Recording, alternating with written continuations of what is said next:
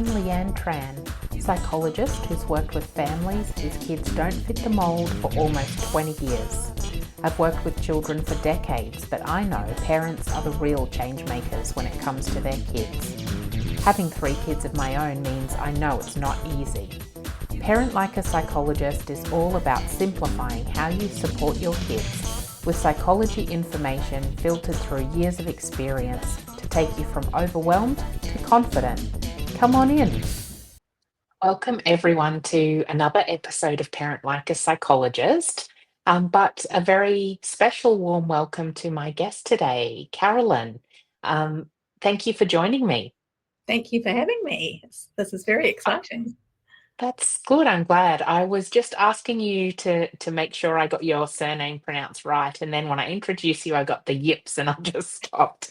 But it's you were saying Carolyn Alkafulau. That's exactly right. Yes. Perfect. Yeah. Okay. Brilliant.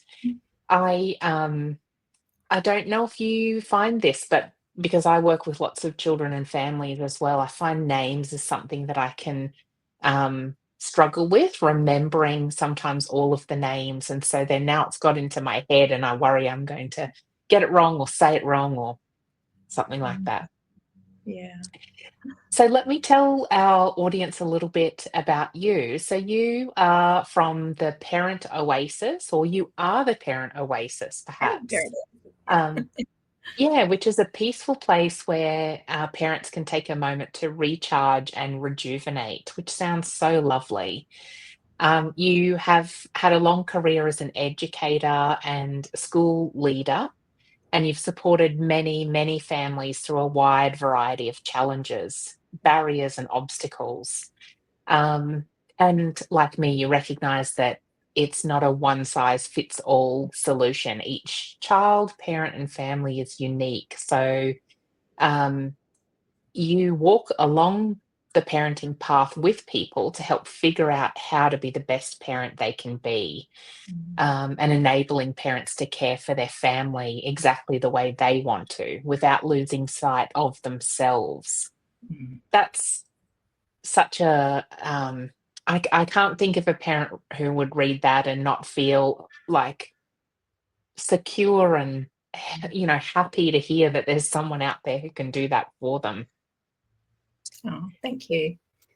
Yeah, it's a hard journey, isn't it, parenting? And Very so happy. Yeah. yeah, we talked before we started, or perhaps when we first met, about how you and I have similar roles, but there are differences as well. And the main one is probably that my focus is more around the specific parenting strategies that parents can use with their children, whereas your focus is more on. Sorry, my alarm went off. It was 11:11. Okay. Okay. That's all right.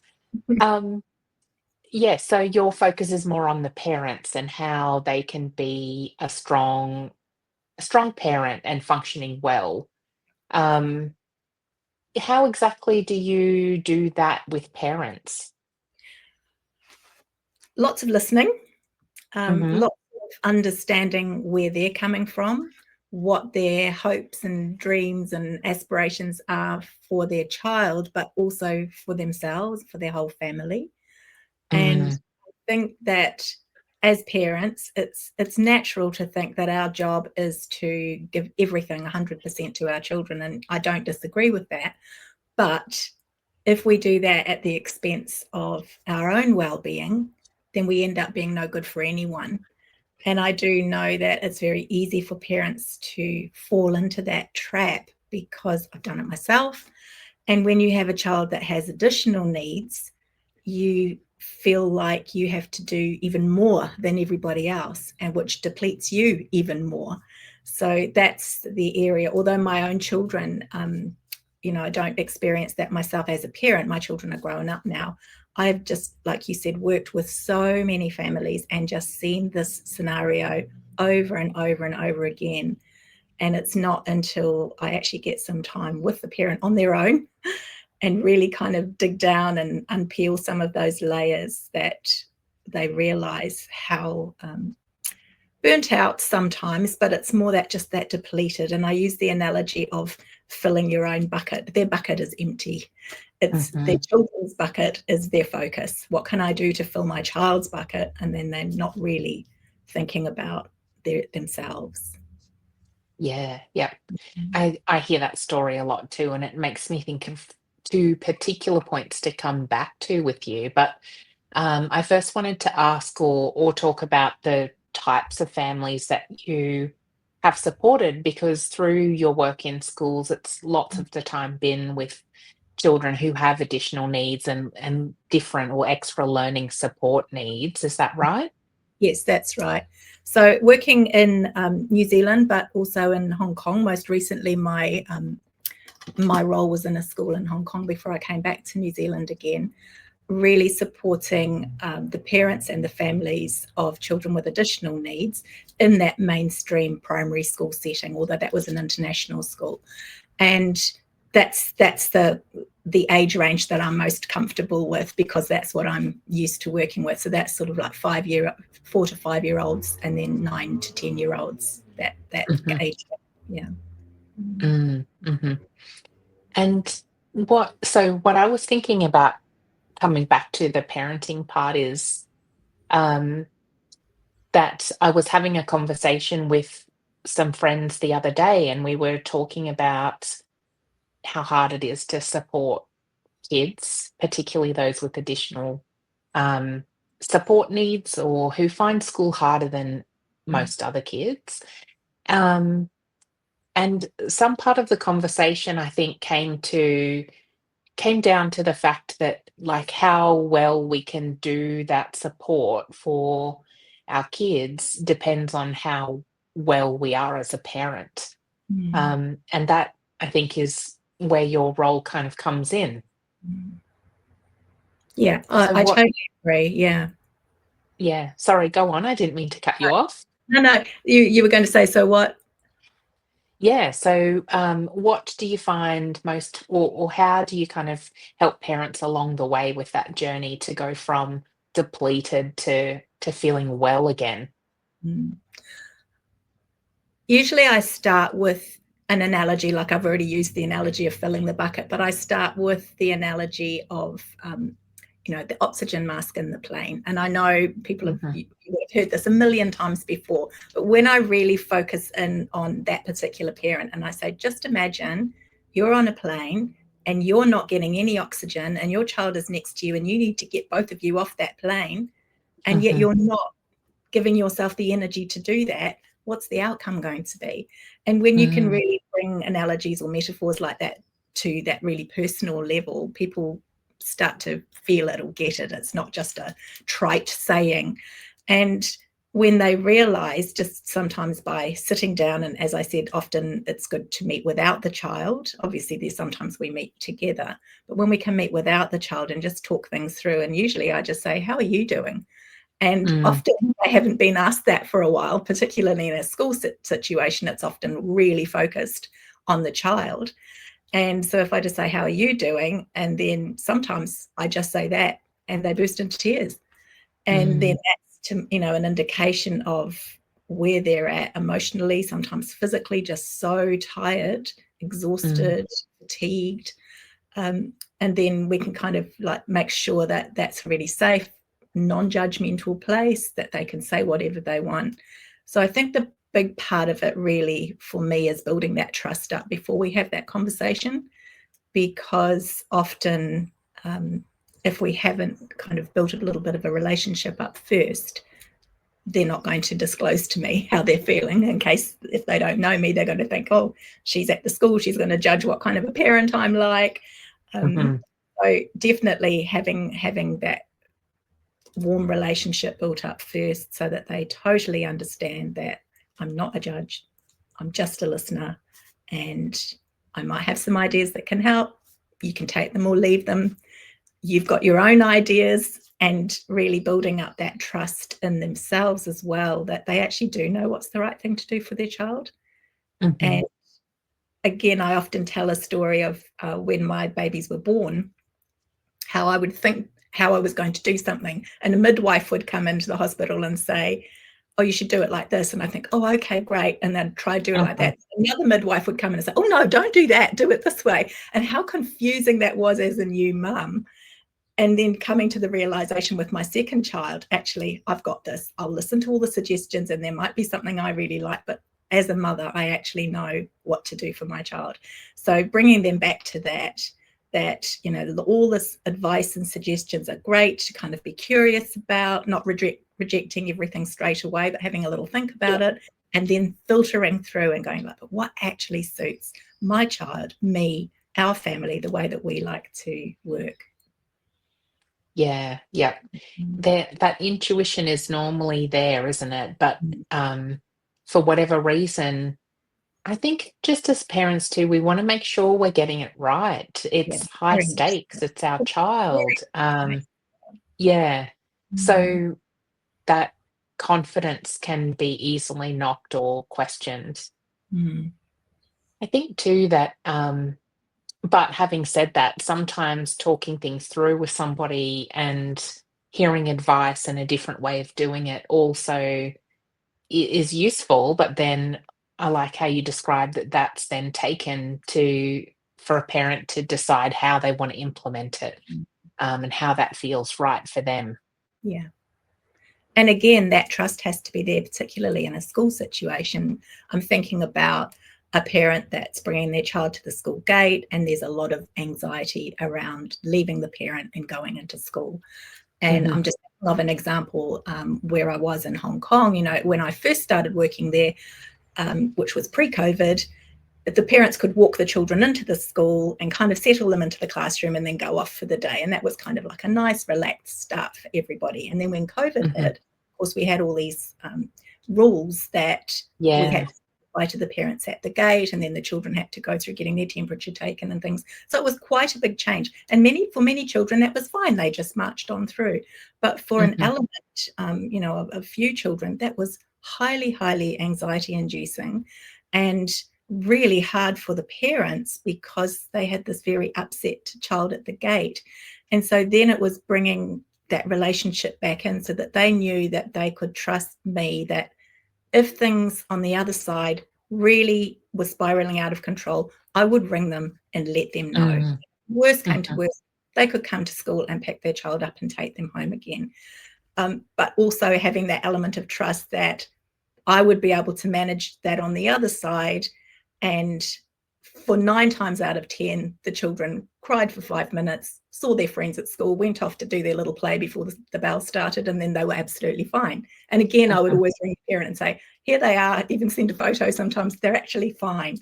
And just that element of trust that they had to have in me, not just me, but the other school personnel that were helping with that. Again, that Hmm. wouldn't have happened if we hadn't put the time in beforehand to build up that relationship so that they knew Hmm. that if I said that, I would follow through. And they could then obviously know that having a little cry at the gate even themselves was fine. I'm not going to judge you if you have a little tear in your eye. Sometimes I got a tear in my eye if they were both crying. It's an Yeah. emotional time, and that's okay. Yeah.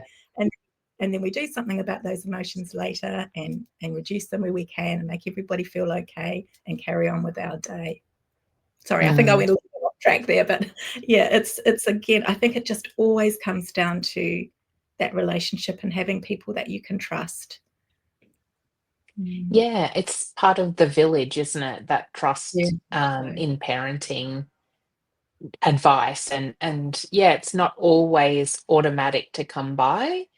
mm, And so now after being out of the school system, I was looking to see that there are different ways that you work with parents, and some is about, one-on-one sessions and that kind of thing. How have you what kind of ways do you work with parents now? so I have two main ways. One is courses. I have some, I call them mini courses because they're not great long courses. There are a few modules that parents can just work through by themselves. And the one that I've got at the moment is called Managing the Unexpected.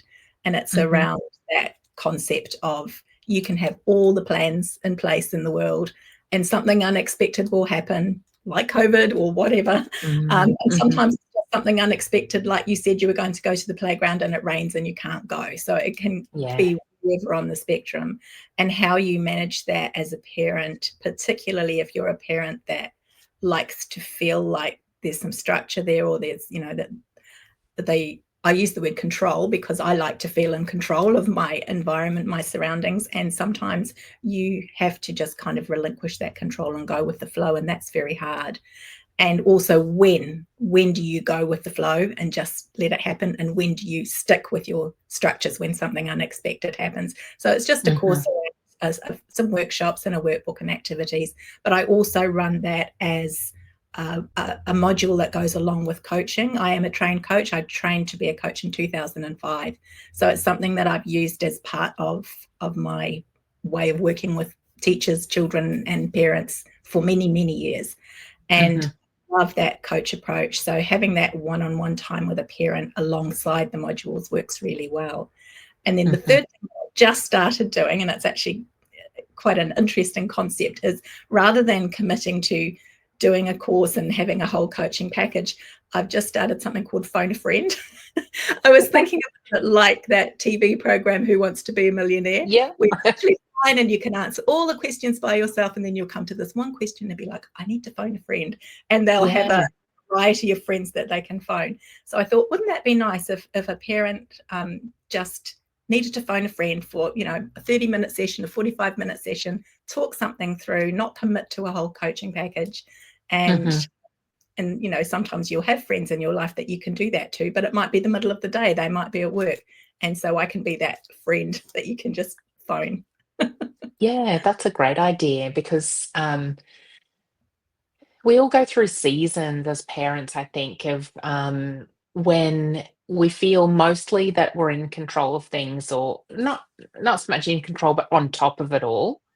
But we still need that little bit of advice. Whereas, and then there will be times or seasons when we're like, I'm out of tools here. I need a bit more help to find my way through. So, yeah, it's great to have options for different experiences. Absolutely. And I think the concept of coaching too is, you know, I have a coach. I'm coached once a week. And if I didn't have that, I wouldn't put that time aside for myself probably. And I think just sometimes having that appointment that you would find this as well, when parents make an appointment with you, just having that time, it's in the calendar, they've committed to it, so they're going to show up. And we can put those times in the calendar for ourselves, but we can very easily think that's not as important as meeting with someone else. We shouldn't, but we do. And so having that time to sit, reflect, be curious, have somebody ask you a question that makes you think about something from a different point of view, picking those kind of assumptions that you may have, or the stories that you're telling yourself, and just unravel that a little bit so that you can, you know, have that time and the space to work on yourself and think about how you want things to be. Yeah, that's so true that we will often show up for a commitment we've made to somebody else and not always when it's with ourselves. Um, yeah, and I think too, I'm realizing lately that there's a lot of power in doing things as part of a habit, or, you know, having ways that will ensure that we do things that are important to us. Like, for example, with exercise or things like that. If we want these, you know, we all know exercise is healthy for us, but can fall into the traps of not doing it because we get out of the routine and the habit. So having ways that we try and keep those things, part of our daily routine, or not daily, but, you know, our routines is really helpful, whether it's exercising or then, like you were saying, seeing a coach, or talking with a therapist, psychologist, or something routinely to be able to look after ourselves is really important. And that can go hand in hand with what you were just saying. You know, you can set those actions in that session and say out loud, I am going to go for a walk 3 times a week or whatever. And then there's that level of accountability where you know you're going to meet that person again the next month or the next week, and you can say, I did it or I didn't do it. If I did it, Mhm. yay, great, let's have a little, celebration party. And if I didn't do it, what's getting in the way? You wanted to do that, Yes. you didn't. So let's explore why that didn't happen. And again, in a non-judgmental way, it's like, is it still important to you? If it is, right, well, let's unpick why that didn't happen. What can we do to make sure that we can, overcome those barriers or address those challenges and then get you on your way again? Yes. I think this reminds me of the last point I thought of before when you were talking about filling up your bucket as a Mm. parent, because I think too something else I see a lot of is waiting until our buckets are empty to refill them. And it's really hard to do that then. It's almost like I use the analogy of like, don't wait till you're how much harder is it Yeah.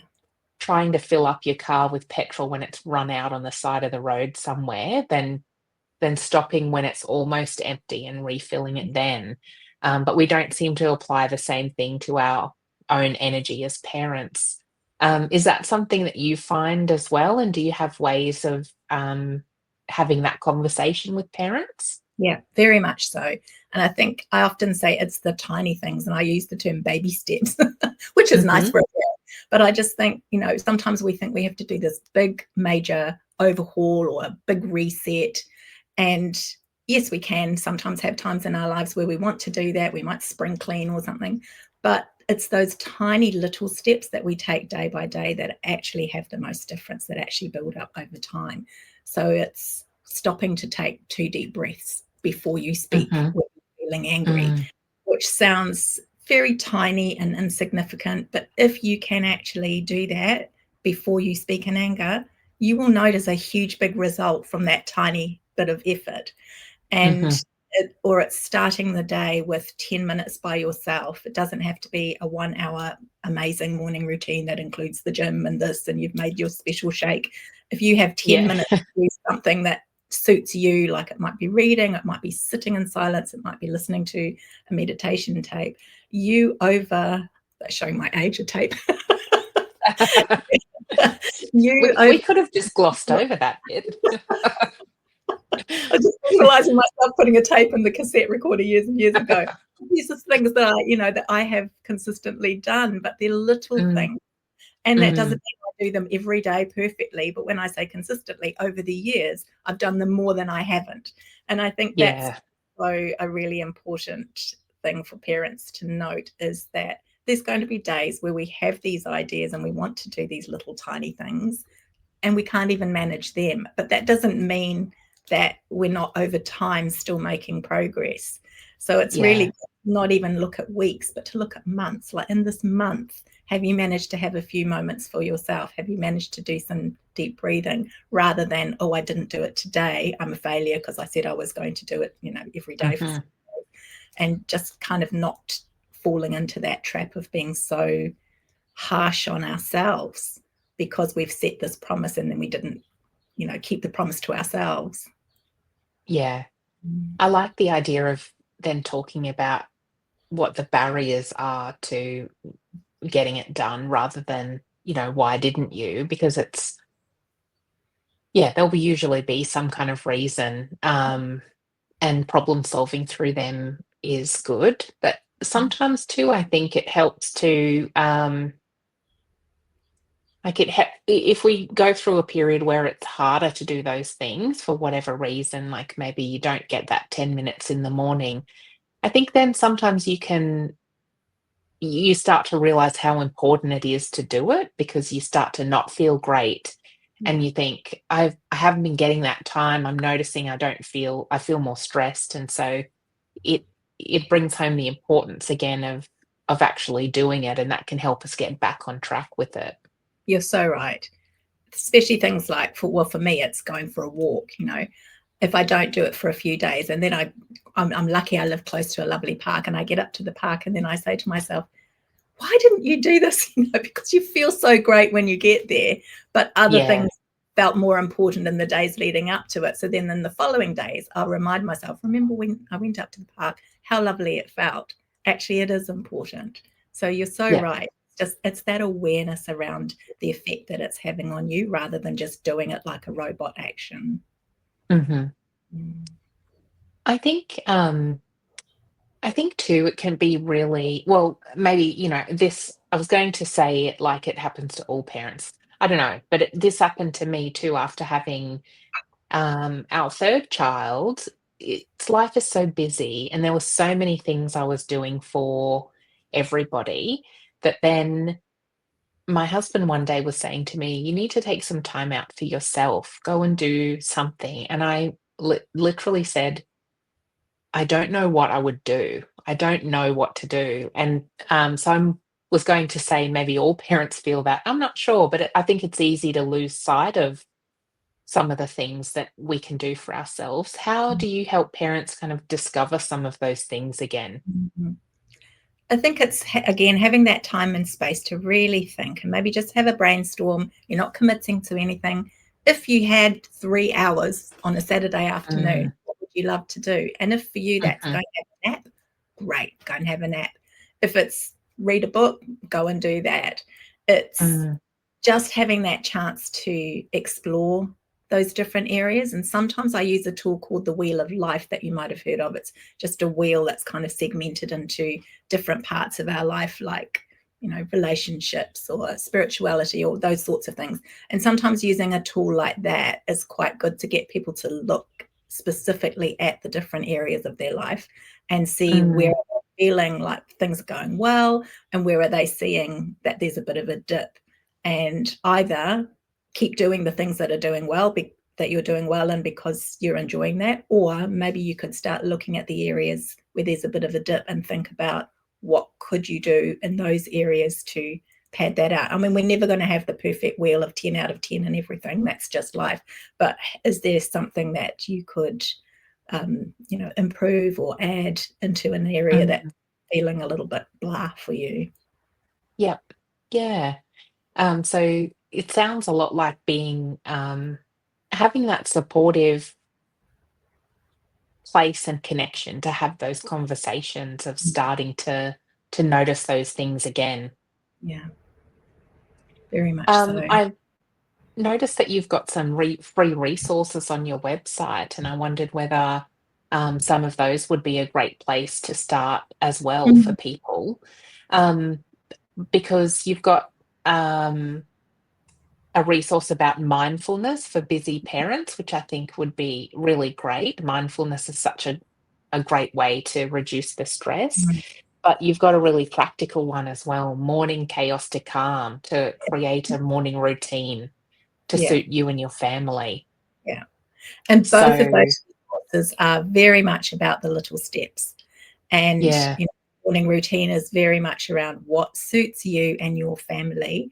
And the mindfulness is how we can have mindful moments in our day, not sitting for an hour, in perfect silence in the lotus position. It's how we can bring that mindfulness in. And I mean, one of the ideas I've got in that is even when you're like folding the washing, rather than folding the Mm, washing and thinking about something, oh, I'm folding the washing and then I've got to do dinner, but just folding the washing and being present in that moment. I love the washing when it's just come off the line and it's got that sort of soapy smell, yep. and really taking the time to notice that. And it might be 15 seconds, but it's again just bringing yourself back to where I am now, how I can be mindful in this moment. I'd love to go on a yoga retreat for a week. That's not possible at this time in my life. And I think what you were saying before too was that phrase kept coming into my head, seasons, the seasons of life. Mm, I'm in a mhm, stage of life now where my children have both left home, and I do have some of that spaciousness that I used to crave when they were little.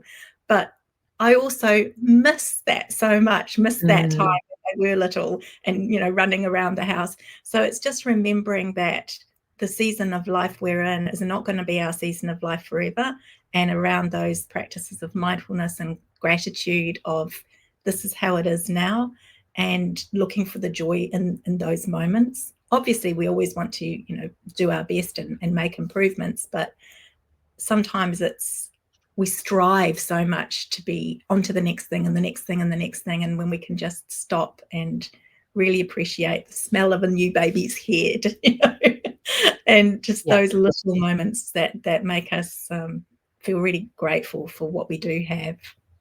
Mm. Yeah, I love that advice and the approach. And that reminds me of advice my sister-in-law gave me, who's um, was ahead of me in the parenting journey, Mm. still is, was that those things that are annoying at the time, like I think the specific example we were talking about was kids waking up in the night and coming into your bed, they will end and they don't do that forever. And so there are ways to try to be mindful and enjoy the parts of it that are a feature of the season that we're in. Yeah. Um, yeah, knowing that those things will change. It's not Mm. always easy, That's exactly. but Yeah. yeah. I think from memory, I'm just thinking about the checklist that I've got in the morning routine resource.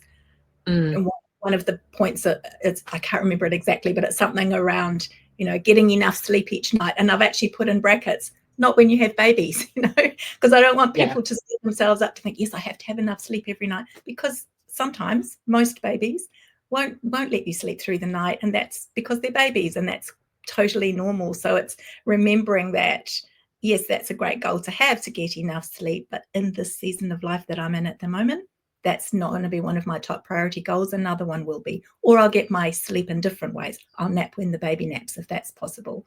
It doesn't Mhm. mean I have to, have this sort of 8-hour perfect sleep. Yeah, Some that's people right. do it. I don't know how. I never managed it, but Yeah. Mm. No, me either. But yeah, I like that, and then thinking about, so if we yeah, then what can we do with Yeah. our little bits of time that we do have, and how can we spend them to look after ourselves? Because we all know that we've all heard that phrase Yeah. about probably the oxygen mask first, but Mm. it doesn't mean that we do it. Yeah.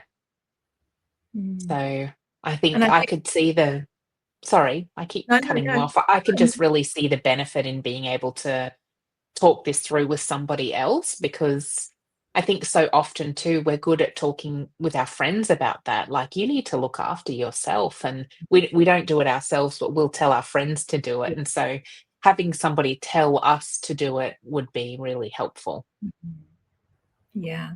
And I was just going to say, sometimes talking with someone as well, whether that be a friend or a actual appointment like with myself or you, it's analyzing what that hidden load is, because Mm, often mhm, we feel like, and I'm going to say particularly as mothers, we feel like we're doing a lot, but we haven't really analyzed what it is that we're doing. And when you sit down and you talk to somebody about that, you're like, yeah, I'm analyzing, I'm holding all the things for myself, but also all the things for my child, particularly if the child has additional needs and needs to go to therapy appointments and all these different, things that other children may not need. So that's an extra hidden load sometimes because it's in your mhm, head. And then you also have got the load probably of keeping the whole family intact, and the meals, and if we go on holiday, who's doing the packing, and all of those things that you sort of feel like, oh, it's just my job because I'm a mum. And then you might have your own outside work as well. So it's just having time to realize and acknowledge, not in a defeatist way, but in an honest way, I'm holding a lot. That mm, load is heavy. And thinking about how we deal with that.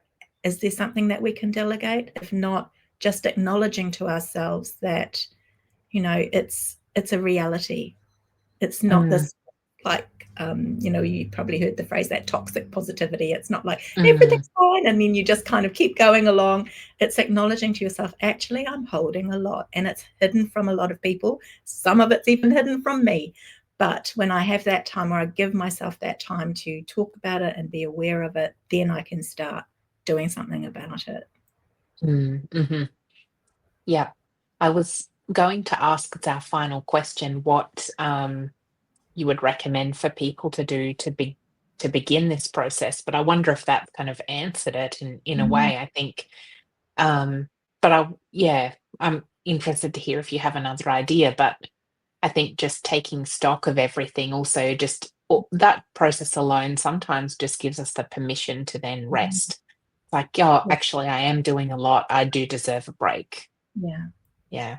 yeah. But is there anything else you would recommend for parents to do when they're just at the beginning of this and feeling like they need to take the first step to Mm, ensure that they're well and strong? yeah. I think, and this works for some people and not others. So again, when I give suggestions, they'll work for some people, they won't work for others. Mm, Sometimes just sitting with a journal and writing out all the things, like a real kind of brain dump of all the things that are in your head, can be helpful. For some people, that's too overwhelming, and to see it all in black and white is a bit too much. So you know yourself, but writing it out. And then the second step for that is either crossing out or putting a circle around all the things that you can't control, and mhm, just working out what is it that I actually have control over, and what is, the things that I don't have. There's nothing I can do about it. So why am I letting it take up so much headspace? And then that can mm, make your list look a little bit less when you realize that you're spending so much mental and sometimes physical energy on things that are not maybe the best use of your time. mm. That's really great advice. I'm gonna take that on board and do that this week. Yeah, because I do the brain dump, but then crossing out all the bits that Mm, I aren't in my circle of control yeah. would be really helpful. Mm. Mhm. Thank you so much for, joining Really? me today and Mm, having this conversation about, which I think is really important on how we can, be well as parents, and I'll include all of your information and those a link to those resources in our yeah. show notes as well so that families can find that, Mm, and find you. sure. But I think even today has been a helpful conversation for me. I got things out of it, so I'm hoping all the parents listening have as well. You. Well, thank you very much for the opportunity, and it's been lovely to talk with you today. Yeah, you too. You're so welcome. Thanks.